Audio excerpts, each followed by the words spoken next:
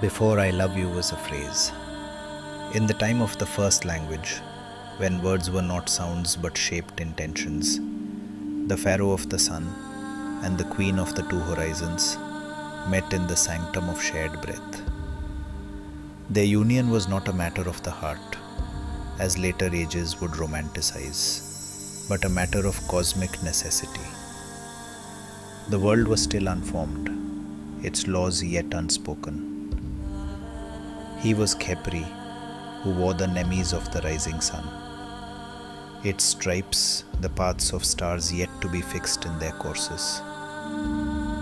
The cobra at his brow was not a threat, but a promise. The latent, coiled power of creation, waiting to be unleashed. His dark skin was the void from which all light would be born.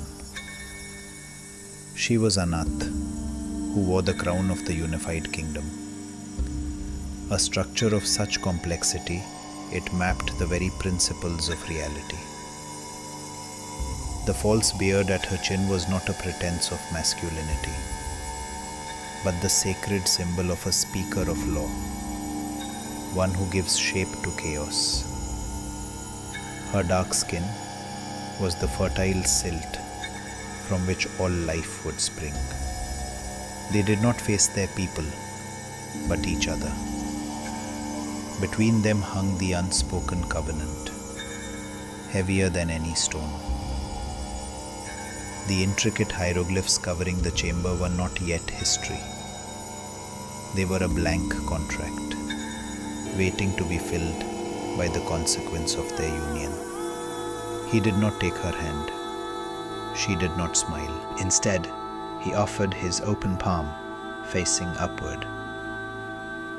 It was not an empty hand. In its center lay the silent, burning potential of a star, the power to begin, to energize, to set things in motion.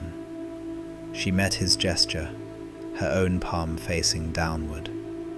In its center rested the deep, patient resonance of gravity, the power to hold, to shape, to give form to energy.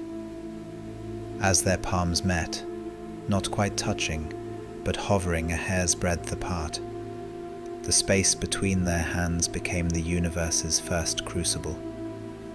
A silent, brilliant light bloomed. The hieroglyphs on the walls flared, etching themselves into the gold and bronze of reality, becoming the first laws. The pull of a planet, the bond of an atom, the path of a river. This was not a declaration of love.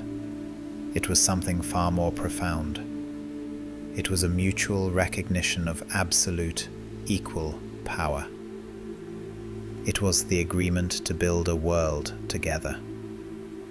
It was the vow, before any other vow, that made all other vows possible. He was the force of expansion. She was the principle of form.